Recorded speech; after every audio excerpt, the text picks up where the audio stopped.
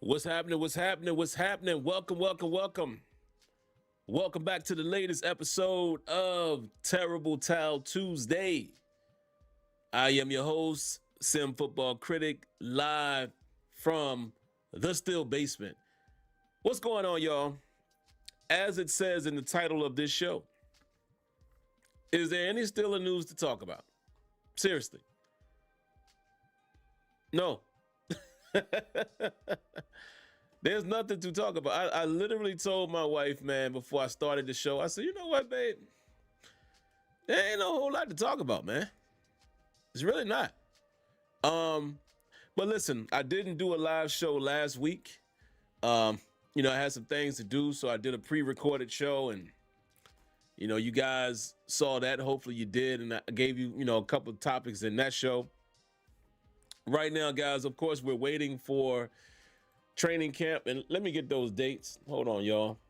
The news will start to pick up here momentarily.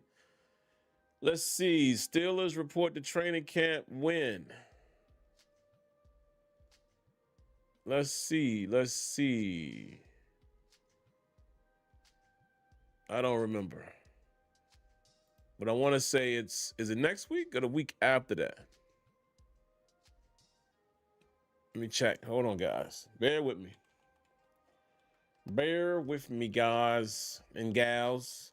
But how's everybody doing, man? I hope everybody is well. Really hope everybody's well. Hope you're doing good out there. Let's see. Training camp officially begins on July 24th. So yeah, next week. So some news. Things should start picking up a bit as, again, training camp hits next week, the 24th, which, if I'm not mistaken, that will be next Thursday. So, again, on next Tuesday, we still won't have much more news to talk about. But, again, things should start to change. I mean, we're just out of that lull period. So let's say hello to the early commenters. And like I said, man, tonight's show could be a quick one. It's really just going to be you guys. Whatever topic you guys want to hit on, I'm going to lean on you guys and just say, hey, talk about this or throw me a question or what have you. And that's all I got. Mark Cunningham, my man Mark is in the building. Hello, Lanisha, the lovely Lanisha in the building. Good to see you, Lanisha. Always good to see you. Fellas, make sure you say hello to our lovely ladies in Steeler Nation. Treat them with care. CT Pittman in the building. Steeler Cards in the building. Jared Devil in the building. Jack Bauer in the building. Antoine Hill in the building. Malvo in the building. My good brother Kenyon in the building. My main man Dez in the building. I'm going to read his question here in a moment. That's my guy right there. Who else? Rob Dilla is in the building. And that's about it for now. So let's get to his question. Dez says, Sim, do we have any chance against the Ravens this year? He says, do we? He said, their roster looks insane, and I'm not sure we have the guys to compete. Okay, so maybe this ain't the same Dez that I think it is. And if it is, he's being funny. Because if that's the same Dez that I think it is, then the Dez that I'm talking about is a Ravens fan. So again, reading that comment, he says, do we have any chance against the Ravens this year? Their roster looks insane, and I'm not sure we have the guys to compete. So I'm going to answer that question, whether it is my man Dez or if this is another Dez. You see, I knew who it was. Trolling. Listen, I'm going to stay right there for a second.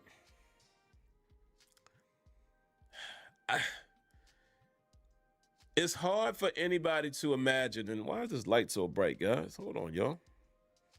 I think maybe it's because a little bit of sunlight is coming in too. Hold on, y'all. A little too bright in the camera there.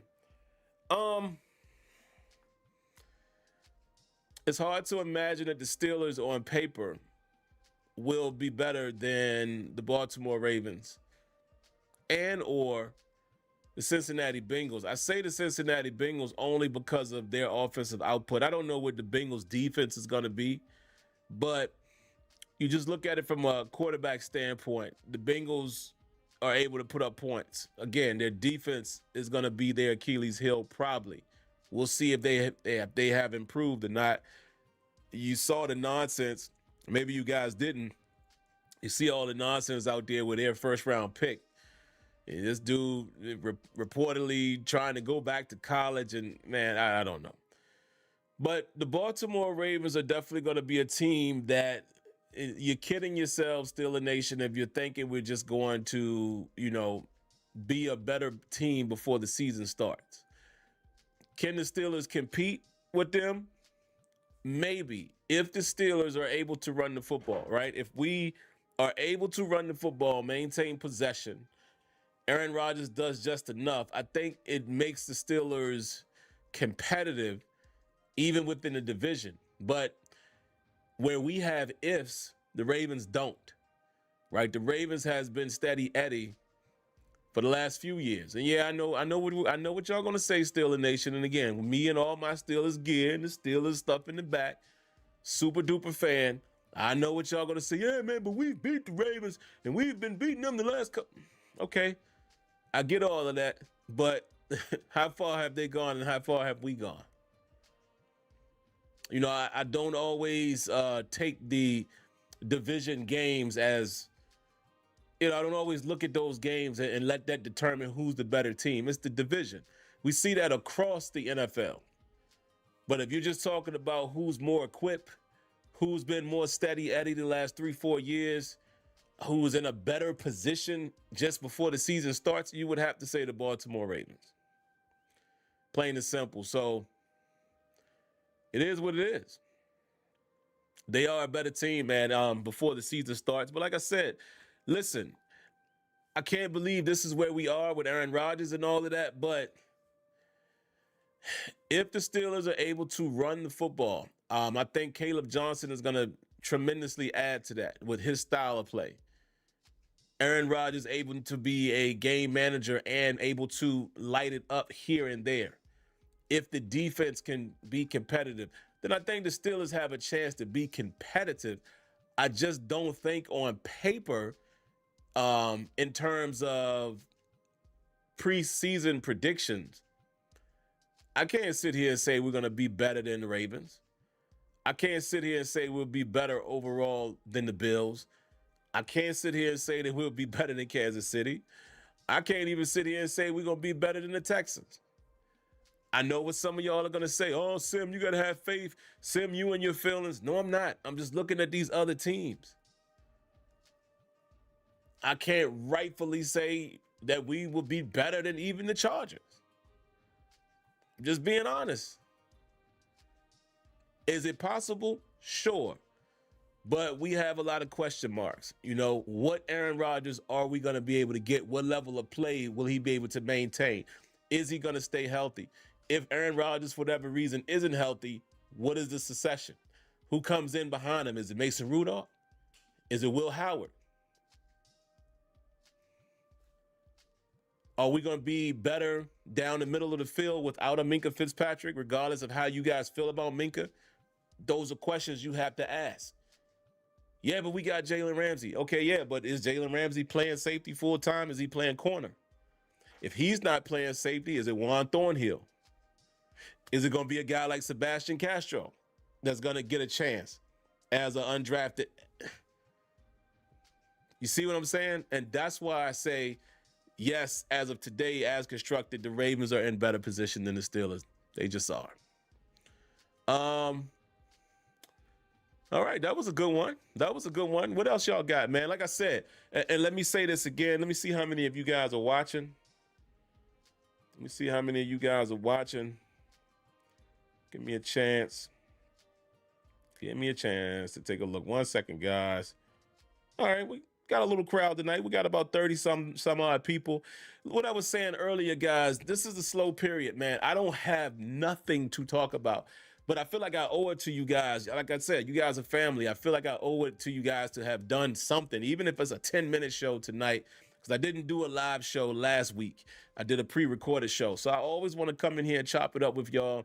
Even if I don't have anything, I will lean on my family and say, hey, what y'all got? Throw me some topics. Throw me something that you want me to answer, or whatever the case may be, because I don't have nothing. There's nothing to talk about right now. I guess what I would do really quick is just breeze over the TJ Watt situation again, because the last time I talked about him, it was the pre-recorded Terrible Towel Tuesday. So I will just rehash my point there for some of you that didn't see it. Really quick, 2 weeks ago, I argued more for TJ Watt, right? I emphasized, listen, I'm always going to be on the player side. He should get his money. It's a market. The market is what pays the players, regardless of how you feel about them. And that's largely in every sport. In one sport, you see it is the worst case scenario. And I say worse in terms of money that people get that we, the fans, might not think they deserve, is basketball.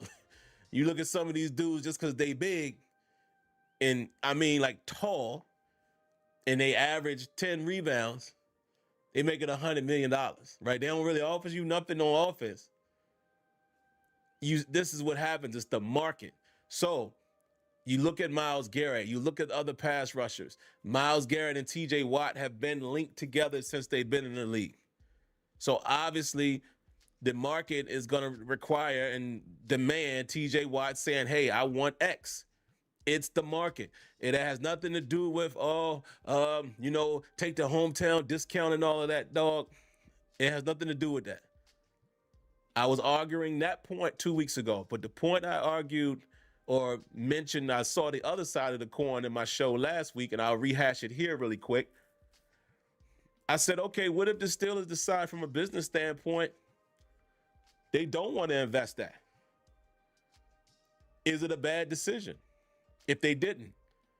I know that's hard for us to stomach and to hear. I don't want that. I was talking to a guy at my job today who's also a Steeler fan. I don't want that. I would love for TJ Watt to remain a Steeler. I would love for TJ Watt to retire a Steeler. But just what if? What if it really is a new day and a new era of the Steelers as far as the GM and how they do their money and organizationally, how they take calculated risk or not. And they decide that we're not going to do what we normally do, and we're going to pay our guys even when they're getting close to past their prime. And we're going to say, you know what? The smart business decision is not to pay him $41 million, because that's probably what it's going to take, because Garrett is getting, 40? We're not going to pay him that amount because it would be a 3 to 4 year extension more than likely, right? So now you're talking about it, TJ Watt at least being 35 years of age, because I think he turns 32 at the end of this year, I think, if I have that correct. Somebody fact check that. But is it a bad decision or a bad idea if the Steelers decide that they're not going to do that? From a business standpoint, no. It's not a bad idea. So I'm just preparing myself for whatever might happen. Again, you guys heard me say it. I always say it. Married to the team, I only date the players. And no matter how much I love them. So you got to look at it from that side of it too, because I see a lot of the back and forth. And I'm not arguing one side or the other. I'm just taking both narratives. Like I said, a couple weeks ago, I took the narrative, why you keep him. And now I'm just taking the other side of it. If I'm the ownership in the GM, it might be a smart business move to say, listen, man, we really want you, but not at this price point. What if they decide to let him play out this year? And then it's up to him to either re-sign with the Steelers or go to free agency. So, yeah. Because this was the argument that I made as well, and I want to make it here live so I can get some of you guys' reaction. My point was, let's say they decided to go that route, right? You have to ask yourself, if Aaron Rodgers is playing for 2025 and the Steelers are all in, as everybody is saying, oh, they're doing this, and they got Jalen Ramsey and all these trades and yada, yada, yada. They're clearly all in. That's what everybody is saying, right? Do you think Aaron Rodgers wins them a Super Bowl this year, yay or nay? Is the possibility there? It's always possible, but do you have comfort in saying that? If the answer is no, then you look to next year. Do you think the Steelers win the Super Bowl in 2026 with a rookie quarterback or a second-year Will Howard? If your answer is no there, now you're looking at 2027.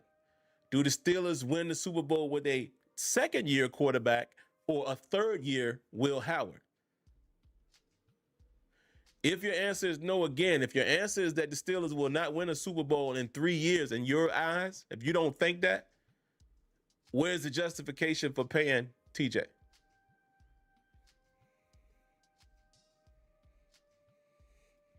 Again, let me repeat this for those of you that may have come in the middle of my point. I'm not taking one position or the other. A couple weeks ago, I argued for TJ. Today, I'm arguing for the business side. If you as a fan, if we as fans can look at this team objectively and say, I don't think we win the Super Bowl over the next 3 seasons, then where's the justification to pay TJ Watt that much money? If you're only thinking from a business standpoint. Now, if your answer is yes, then I guess you would say, well, yes, you pay him because he's only going to help us win. Fair point. But I'm only speaking to you guys that can say to yourself, let me go through it again. They don't win the Super Bowl in 2025 with Aaron Rodgers. They don't win the Super Bowl in season 2026 with rookie quarterback and or second year Will Howard. Or, yeah, Will Howard in that case. They don't win the Super Bowl in the 2027 season with second year quarterback or third year Will Howard. If you don't have them winning, if your answer is no for the next 3 football seasons, then where's the case to break the bank again for TJ Watt? And that is an interesting way of putting it. Dr. Trey 88 says y'all are hyping up Will Howard. Who? Who's hyping him? Let me see. Top Ranker says Howard is the best quarterback on the team. He just needs to sit behind Rodgers for a few games. Okay. So Dr. Trey 88 is responding to that.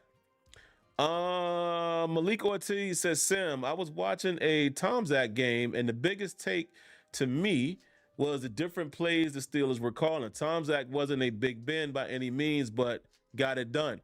Yeah, and you know what? Definitely understand your point there, Malik.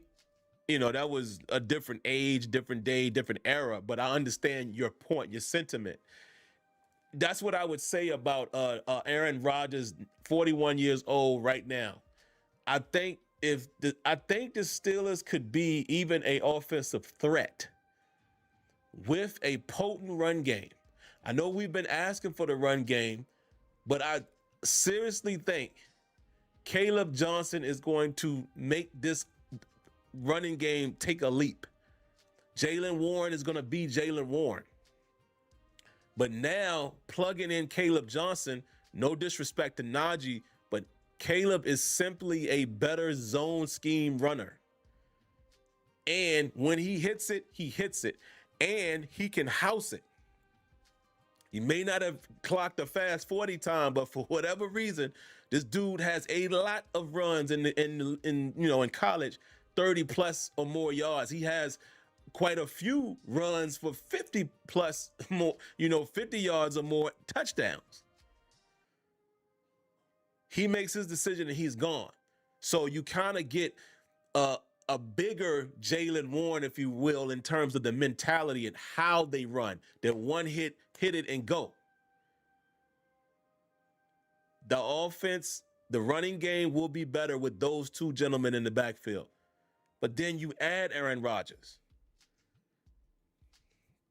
Jonnu Smith, Pat Fryermuth, DK Metcalf, whoever else is on the outside. Like Aaron Rodgers, think about this. Again, yes, he's 41, but what I'm saying is, can Aaron Rodgers find his next Allen Lazard, Donald Driver, one of these guys that nobody was talking about them as superstars until Aaron Rodgers just kept throwing them the ball. Can Aaron Rodgers find some things to do with a Calvin Austin with that speed, knowing where he's going to be? Hey, I think Aaron Rodgers is going to do well with a Roman Wilson. And what I'm saying is he definitely is capable of taking these receivers that are not elite, but they end up being having elite seasons because it's him. Yes, he's not the same guy from 10 years ago. I get it. But he could do the job. So my point is, as much as I didn't really want us to be in this situation, now that he's here and this is what we got, it's very possible that the Steelers could have an offense that's doing minimal things, running, play action, taking a few shots, and being very successful with that. So they might not be super explosive in terms of these big plays after big plays, but I think they have enough to get the job done. So that kind of references your Tom Zach point. At least that's the way I'm looking at it. What else y'all got? Like I said, I have nothing else, guys. There's nothing else to talk about. So I'm just going to sit here a little bit longer with you guys. What has been about 22 minutes. Give me something to talk about, guys. This is a very minimal show, only because of the time of the year. I don't have any main topics. Mark Malone says he's laughing at minimal. He says we're scoring 30 points a game. Okay, Mark. Okay, Mark. So Mark seems to think that we might be a 30+ per game offense this year with Aaron Rodgers. Listen, anything is possible. This guy still can play. And I'll tell you this. Let's make a bold. This is not too bold of a statement, but let me just make a statement. I'll tell you right now, if the Steelers average 24 points a game, yeah, they can make some noise. They can make some noise. I'm saying that here and right now, if the Steelers somehow average 24 points, just at 24 points, I think they can make some noise. Because if you can do that in the way, here's the catch, the way that the Steelers would do it, that's going to incorporate time, clock management, running the ball and all of that. And if they're able to average 24 points a game, they could make a little bit of noise, because I think the defense will be good enough to keep those games within striking distance. So we'll see. Shout outs to my guy, Sim Gaming Network. Appreciate you, brother, always. I appreciate all of you guys, man, that come and watch a stream or a video that has nothing to do with the way in which we connect. What I mean by that is SGN, y'all know me and him, our connection, man, with the gaming stuff. You know, he's not a Steelers fan, he's a Packers fan. But he comes here just to support me. And so I always appreciate that. Same thing I would say about quite a few of you guys here in the chat. The Y Diggies of the world, the CT Pittmans. And I know I'm missing a couple others, but some of you guys that come watch the game and stuff, you know, a lot of you Steelers guys, Mark shows up, Mark Cunningham shows up in there sometimes. Kenyon was in there the other night. I appreciate that, because it lets me know that you guys enjoy the content more than what the content is about, right? Because I do the same thing. You know, people that I like, you know, whether it's a podcast or something, I watch whatever they do because I'm a fan of theirs. So I appreciate y'all, man, and I'm humbled by that, for sure. And by the way, SGN, I think I'll probably get to another stream probably tomorrow. I had thought about maybe doing something tonight, but I don't think it's going to happen tonight. Realistically, it'll be tomorrow, but either way, I'm going to play. I will be playing a game or two tonight, just maybe not streaming, but probably we'll get to that tomorrow. Let's see what else y'all got. All right, let me get in the chat. Like I said, guys, it's a slow period, man. Y'all hang with me. We're about to have some stuff to talk about. Mr. Cunningham, my man, how you doing, sir? I think about people like you all the time, man, and I keep telling y'all this, but I promise y'all, by the time I'm gonna put even more pressure on myself. By the time preseason gets rocking and before preseason is over, we will have another way to communicate. We will have another way to communicate. Even if I gotta go back old school and funnel it through Google Meets or because I sincerely miss talking to you guys, man. I really do, and I have not been able to find a program like Blog Talk Radio, and Blog Talk Radio doesn't even exist no more. But I promise you guys, the ability to contact me and talk to me in real time will be returning, because I definitely miss that interaction. My man Mark says, hey Sim, do you think Washington is really not gonna pay McLaurin? Good question, guys. Speaking of the market, and it's funny, I thought about that, Mark, when I talked about TJ just a few moments ago. I saw a report that says that McLaurin, he wants $30 million or more. Wow. I mean, listen, again, you guys know I support the players getting their money. It's $1 billion playpen, so the guys that are playing should make the money. However, it's just a lot of bread. That's a lot of money. So good luck to Scary Terry, man. I don't know. At one time, I would say Washington might do it, but they're under a new regime now, so I can't make that call on Washington anymore as far as if they will do it. Again, I think the market will dictate it, but we'll see. We shall see. Good question. Mr. Winningham says, can Aaron Rodgers overcome Mike Tomlin's conservatism? Whoa, that is an excellent question, Mr. Winningham. You know what? That's going to be an interesting thing to watch. Because when Aaron Rodgers was being entertained of signing, and I think I might have even said this when he signed, I said that Arthur Smith won't be able to, I don't think he can prevent Aaron Rodgers from playing like Aaron Rodgers the same way that, and again, I'm always going to do quote fingers because I don't have any sources, the same way they claim that he kind of stifled Russell. But I didn't say Tomlin. That is an excellent question. I'm going to throw Tomlin in that mix. Let's say Tomlin has been the more conservative one, and it hasn't been the offensive coordinator.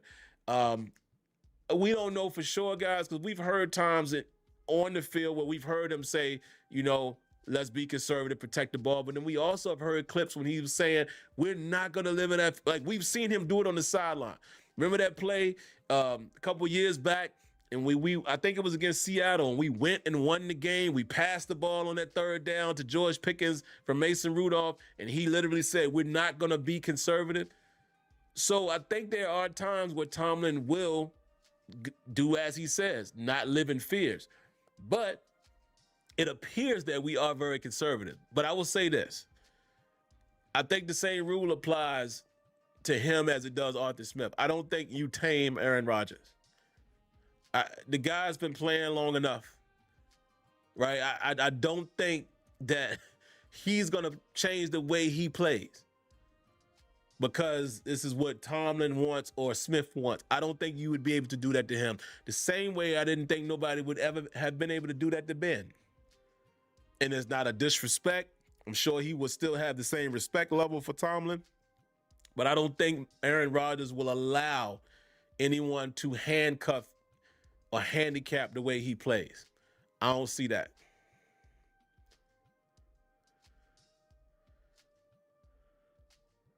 Very true, Kenyon. He absolutely was. He absolutely was. And I think a lot of times what's happening, guys, is I think Tomlin became more conservative with the changing of the quarterback. He didn't trust the Duck Hodges, the Mason Rudolphs, the Kenny Pickett's, maybe even the Justin Fields. and perhaps even Russell Wilson after you saw Russell's limitations at this stage of his career, the same way he trusted Big Ben. So I think Kenya makes a good point there. We weren't really talking about being conservative, and especially during the Killer B era. And that's the thing that I always see. You guys always find something for me to talk about, and we'll go ahead and wrap up here in a second. But that's the thing. You know, when people say that Tomlin is so conservative, or I'll even say this, when people say that he doesn't care about points, they try to make that argument against him. I'll always remind y'all, do y'all remember the Killer B era? Do y'all remember when the Steelers were the #1 offense? Y'all remember that? Y'all remember that era? Where the Steelers was in the top 3 offenses? Mike Tomlin coached that team. So it's cool to have your criticisms of the coach. Sure, you should. But that argument never made sense to me because I was like, well, when we, for like 3-4 years, when we were in the top 5, a couple of them years, we were the #1 offense. That was the head coach. So, yeah. That's why I always believe maybe one of Tomlin's warts is he does a gift and a curse. He allows his coaches to coach. This is something that he's always said. And when Todd Haley was there, you saw a different style, right? So I believe there's some truth to that statement. We'll never know 100%. But because we had an offense like that, and it wasn't just because of the talent, obviously the talent helped, but we utilized that talent and we attacked and we aired it out. So you can't sell me on the Tomlin doesn't want to score points. That just doesn't make, that never made sense to me.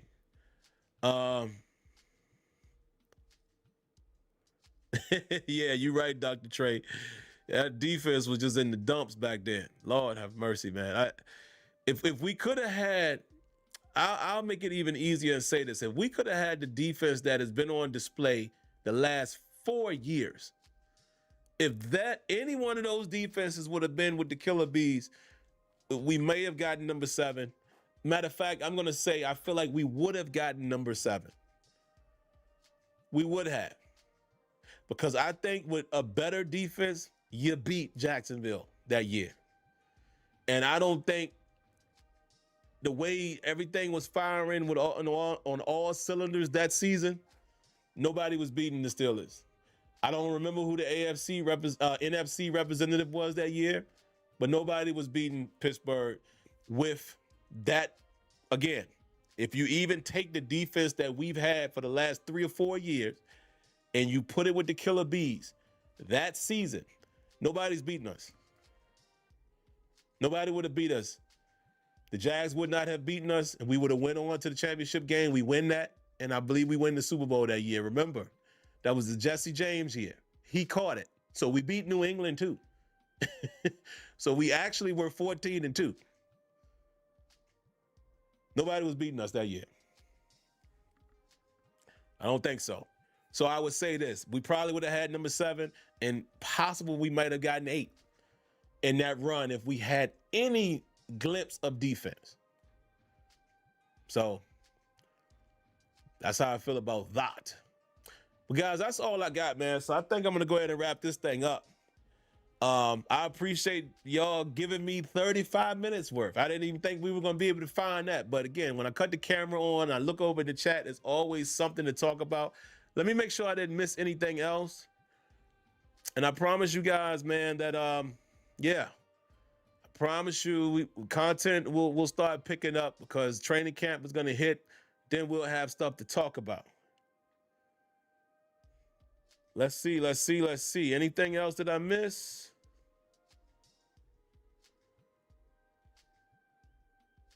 2017 was the last time we were true contender. Yeah, man. Trying to tell you, brother, if we had any defense. Matter of fact, I'll say this. If we had a better defense, we may have, I'm going to say may have because I'm going to give them their respect. It's possible that we beat New England in the AFC Championship game with a better defense. Possible. I'm not going to say we would have, but I feel confident that if we would have beat New England, I don't think the NFC opponent would have mattered. Wouldn't have mattered. So like I said, when you think about that run, the AFC Championship and then the divisional playoff against the Jags, those are 2 years that the Steelers could very well have won Super Bowls with better defensive play. Because that AFC Championship game was embarrassing defensively. It just wasn't fair. Wasn't fair. But, yeah, but, you know, you can't take nothing away from New England. They did what they were supposed to that game. Hats off to them. But, all right, guys, that's all I got, man. Listen, I appreciate everybody for tuning in, bearing with me for this little stream that we've done tonight. But of course, guys, if you're new to the channel and, you know, it looks like there's some content that you might like, make sure you do this right here. You hit that like button, subscribe to the channel, and also turn on your notifications. Outside of that, like I say to you guys each and every week, y'all know the routine. I'm going to ask you guys to stay safe, stay healthy. God bless. Good night. Like always, I thank each and every one of you guys for tuning in, and I shall catch you in the next one. Peace.